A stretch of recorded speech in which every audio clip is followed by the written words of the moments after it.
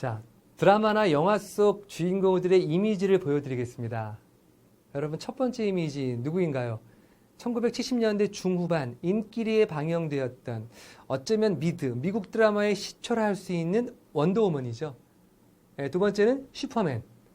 세 번째 이미지는 요즘도 많은 팬을 확보하고 있는 파워레인저입니다. 마지막 이미지는 스파이더맨이네요. 자, 그러면 이들 인물들의 공통점은요? 한국이 아닌 외국 영화 속의 영웅들이다? 아니면 주인공 모두가 쫄쫄이 레깅스를 착용하고 있다? 예, 그것도 공통점입니다. 하지만 가장 중요한 공통점은요, 이들 모두 변신을 합니다. 즉, 변화의 달인들입니다. 원더우먼부터 스파이더맨에 이르기까지 일상에서는 화면에 보이는 이미지처럼 그냥 그저 매우 평범한 시민들로 살아가요. 그런데 자신들을 필요로 하는 결정적 순간을 만나면 어떻게 돼요? 예, 처음에 보셨던 이미지의 전사들로 변신합니다. 물론 2017년 새롭게 영화로 제작된 원더우먼은요, 변신하지 않는 캐릭터로 소개됩니다. 제가 1970년대 후반에 텔레비전으로 봤던 원더우먼은요, 이 제자리에서 이렇게 한 바퀴 돌면 무적의 전사로 변신했거든요. 제가 처음 만났던 원더우먼을 기대하면서 제가 극장을 찾았는데요. 비포 애프터 동일한 이미지로 주구장창 막 때려부수기만 하는 이런 원더우먼, 솔직히 조금은 아쉬웠어요. 그런데 만에 40년이 지난 2017년에도 제가 기억했던 과거와 동일한 컨셉의 원더우먼이 등장했다면 아마 저는요, 또 다른 실망을 했을 것 같아요. 아마도 추후에 원더우먼 2가 제작되면 2017년에 등장했던 원더우먼과 사뭇 다른, 즉 변화된 모습으로 원더우먼이 등장을 하겠죠. 여러분, 제가 왜 이 귀중한 시간에 굳이 영화 속 주인공들을 소개하고 있을까요? 혹시 여러분 중에 나에게 가장 부족한 부분은 변화에 대한 의지야. 나는 그냥 지금 이렇게 사는 게 좋아. 변화? 뭐가 중요하다고. 변화라는 단어와 나는 너무 코드가 맞지 않아. 혹시 이런 식의 생각을 하는 분이 계신가요? 자, 그런 분이 있다면 여러분 본인에 대해 잘 모르는 거예요. 아니면 너무나 지나친 겸손이에요. 10대부터 30대의 누군가는요, 파워레인저, 스파이더맨, 혹은 건담이나 트랜스포머 등 변신 로봇에 열광을 했습니다. 중년으로 접어든 40대, 50대. 그 누군가는요, 어릴 때부터 원더우먼이나 슈퍼맨의 변신에 열광을 했어요. 그 누군가가 바로 누굽니까? 여러분이에요. 혹시 나는 액션 히어로가 등장하는 영화 정말 질색이야 라고 반론을 제기하는 분이 또 있습니까? 그렇다면 다양한 기능을 가진 휴대폰 등 신상이 나올 때마다 광분하는 분들 계시잖아요. 예, 교체 주기를 앞당기는 일명 얼리 어댑터. 먹방 프로그램 볼 때마다 다양한 먹거리를 찾아 새로운 곳을 헤매는 이런 분들. 말 그대로 새로움을 열망하는, 어쩌면 변화에 대한 욕구가 정말 많은 사람들입니다. 아름다움을 추구하는 것이 여성의 본능인 것처럼 이 새로움을 추구하는 변신 혹은 변화의 의지는요, 누구 한 개인의 전유물이 아닙니다. 인간의 고유 본능이에요. 다만 사람의 성향에 따라서 차이는 있겠죠. 또는 새로움에 대한 아이디어가 누군가에 의해 제지당했던 상처가 있는 분들, 이런 분들은 본인도 모르는 사이에 변신과 변화의 본능을 그냥 잠시 잊고 있을 뿐입니다. 여러분, 그래서요, 저에게는 여러분의 변신과 변화의 본능을 자극하는 새로운 미션이 생겼습니다. 어떻게 하면 제가 여러분 잠재된 변화의 본능을 자극할 수 있을까요? 그 첫 번째는요, 제가 지금까지 언급했던 변화의 의지와 그 새로움에 대한 본능이 남의 얘기가 아닙니다. 여러분 자신에게도 분명히 존재하다는 것을 확신하셔야 됩니다. 두 번째는요, 이 변화 본능을 자극하는 수평적 사고를 이해해야 됩니다. 수평적 사고, lateral thinking이라고 하잖아요. 수평적 사고 여러분 들어보셨어요? 이 단어는 제가 처음 쓴 게 아닙니다. 에드워드 드 보노라는 혁신 전문가가 그의 유명한 책 수평적 사고의 활용, 이 책에 처음 나왔어요. 예, 기존에 나와 있던 창의적 사고를 자신만의 용어로 각색해서 발표를 했습니다. 이게 얼마나 유명했다든지요, 여러분. 옥스퍼드 사전에 실릴 만큼 유명세를 탔어요. 그렇다면 이 수평적 사고란 어떤 의미일까요? 문제를 바라보는 고정된 방식에서 벗어나야 됩니다. 바꿔 얘기하면 새로운 방식을 찾으려는 사고예요. 두 번째는요. 그러다 보니까 때로는 비정통적이에요. 누군가한테는요. 다소 엉뚱한 방식, 야매 아니야? 속된 말로, 그렇죠?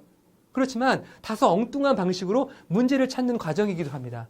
네 번째는요. 기존과 다르게 생각하는 생각의 이동, 무브먼트예요. 수평적 사고의 가장 중요한 핵심이 뭡니까, 여러분? 생각의 이동, 무브먼트가 필요합니다. 이동이 필요해요. 즉, 수직적 사고, vertical thinking이라고 하잖아요. 이 수직적 사고라는 게 논리적인 접근이 필요합니다. 한 방향으로 가야 돼요. 단선형, 직선력으로 문제를 해결할 때까지 계속 파고 들어갑니다. 이게 수직적 사고예요. 이에 반해 제가 지금 설명드리고 있는 수평적 사고는요. 기존의 직선적인 생각에 브레이크를 거는 겁니다. 결과적으로 다양한 방법을 통해서 그렇죠? 뭔가를 시도하는 말 그대로 창의적 사고예요. 물론 수직적 사고보다 지금 소개하고 있는 수평적 사고가 무조건적으로 우월하다? 이런 뜻은 아닙니다. 상황에 따라 다르겠죠. 예. 그러나 우리가 남과 다르게 생각한다는 것은요. 수평적 사고의 시도가 필요합니다. 물론 가장 좋은 것은 수직적 사고와 수평적 사고가 교차하는 T자형 사고가 제일 유익하겠죠. 여러분은 지금 자신의 잠재된 변화 본능을 깨우기 위해 어떻게 해야 할 것인가 이 부분에 대해서 지금 강의를 듣고 계시는 거예요. 첫 번째 뭐라고 했습니까? 변화의 본능이 자신에게도 존재한다. 이런 확신이 있어야 됩니다. 확신은 본인이 만드셔야 돼요. 두 번째는요. 수평적 사고를 시도하자. 세 번째는 뭘까요? 이 수평적 사고와 창의성을 촉진하는 근원을 찾아보는 겁니다. 이 근원 제가 세 가지를 소개해 드릴 거예요. 첫 번째는 문제인식, 퀘스처닝입니다. 문제인식은 현상에 대한 왜 이런 질문에서 시작되죠. 여러분 예를 들어 볼까요? 월드컵, 올림픽, 축구, 예선전을 지나면 토너먼트로 경기가 진행됩니다. 자, 전반 후반 90분 무승부로 종료되면 연장전에 돌입하죠. 15분. 근데 또 골이 나지 않아요. 뭐라 합니까, 여러분? 일명 PK를 하죠. PK, 페널티킥. 우리 편 5명, 상대 5명. 결과에 따라서 승자와 패자를 나누는 PK 방식. 어느 팀이 유리할까요? PK에서.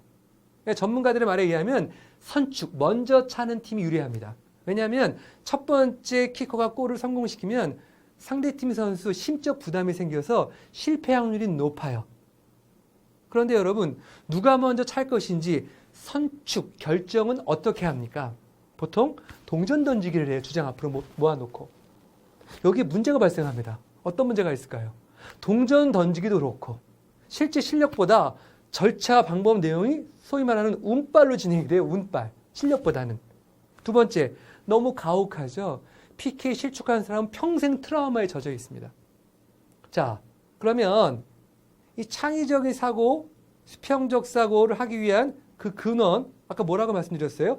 문제의식을 갖자고 했잖아요. 그럼 이 PK에서 문제의식을 가질 수가 있습니다. 어떤 문제의식인가요?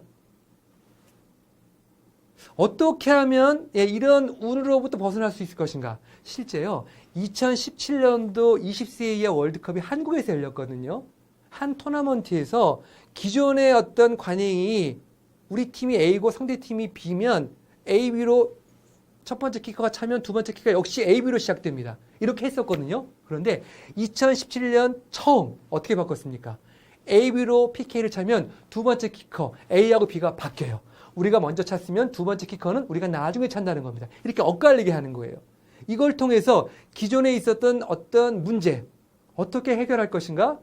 100% 해결은 안 됩니다만 문제인식으로부터 창의적 사고의 근원이 생긴다. 이것만큼 우리가 부인할 수 없잖아요. 자, 수평적 사고와 창의성을 촉진하는 근원 두 번째입니다. 세상의 소리에 민감해져야 됩니다. 여러분 세상의 소리에 민감하기 위해서 뭐가 필요할까요? 관찰이 필수적입니다. 관찰. 로버트 루트먼스타인 아주 유명한 분인데요. 그의 대표적인 저서가 생각의 탄생이라는 책이 있어요. 여러분 그 책에서 저자는 이렇게 얘기합니다. 창의적인 사람들을 한번 확인해 봤어요. 그랬더니 창의적인 사람들의 대표적 특성 그 1번이 뭐냐? 관찰의 힘에서 찾습니다. 관찰의 힘. 우리가 바라보는 평범한 일상도요. 관찰을 통해서 새로운 아이디어가 나올 수 있습니다. 여러분의 다이어리, 여러분의 스마트폰 메모창에 세상을 관찰한 각종 아이디어들이 기록되고 있습니까? 그 관찰을 통해서 기록된 아이디어는요, 여러분의 창의성을 촉진하는데 큰 기여를 하고 있다는 것 꼭 기억하시기 바랍니다. 자, 수평적 사고와 창의성을 촉진하는 근원, 세 번째, 네트워킹, 교류입니다. 여기서 말하는 교류는요, 나하고 친한 사람들, 나하고 관심이 비슷한 사람들, 내 전공이 같은 사람들, 이 동일 분야 사람들과의 교류가 아니에요. 예를 한번 들어보겠습니다. 제가 NGO 기관을 통해서 멘토링에 참여하고 있습니다. 제가 멘토고요. 처음 만난 어떤 멘티들이 저하고 매칭이 되는데요. 올 초에 저에게 매칭된 멘티 한 명은요. 심리학을 전공하고 있는 여자 대학원생이고요. 또 다른 한 명 멘티는요. 저의 전공과 전혀 관련이 없는 공대생이에요. 디스플레이 공학과. 학부생이 저를 멘토로 지정을 했습니다. 선정을 했어요. 제가 그 두 번째 멘티, 공대생, 주최 측 아니면 멘티의 착각이 있지 않을까? 그렇지 않으면 나하고 매칭이 안 될 텐데 이런 생각을 하면서 제가 멘티에게 전화를 걸었어요. 잘못한 거 아니냐? 그랬더니 여러분 그 공대생 뭐라고 했을까요? 선생님, 제가 벤처 창업가로서의 비전이 있습니다. 내가 잘 모르는 분야도 많거든요. 특히 기업 경영 전반, 어떤 교육, 이런 분야에 대해 선생님의 어떤 조언을 좀 듣고 싶어요. 그래서 공학 분야에 새로운 아이디어를 좀 얻고 싶습니다. 저는 그 얘기 듣고 깜짝 놀랐어요. 결국 그 친구와 1년간 멘토링으로 지금까지도 좋은 교류를 하고 있습니다. 이 친구의 창의성은 정말 무궁무진하겠다. 저 이런 생각이 늘 들고 있습니다. 왜냐하면 이 공대 학생이 본인과 전혀 다른 분야의 사람들로부터 교류를 통해서 그렇죠? 뭔가를 얻으려고 하는 것들, 또 확대하려고 하는 것들, 어떤 아이디어를 즉 이질적인 네트워킹을 통해서 창의성을 촉진하고 있다. 저는 그 공대생을 통해서 확인을 했습니다. 자, 지금까지 수평적 사고의 의미와 창의성을 촉진시키기 위한 근원을 문제인식, 관찰을 통한 세상의 소리에 민감하기, 마지막으로 이질적인 네트워킹 이렇게 알아봤습니다. 여러분 여자의 변신은 무죄다. 이런 CF 광고 있었잖아요. 그래서 이렇게 좀 패러디하고 싶어요. 변화하지 않은 당신은 유죄다. 이렇게 바꿔보면서 내 안에 잠든 변화 본능을 꼭 깨웠으면 합니다.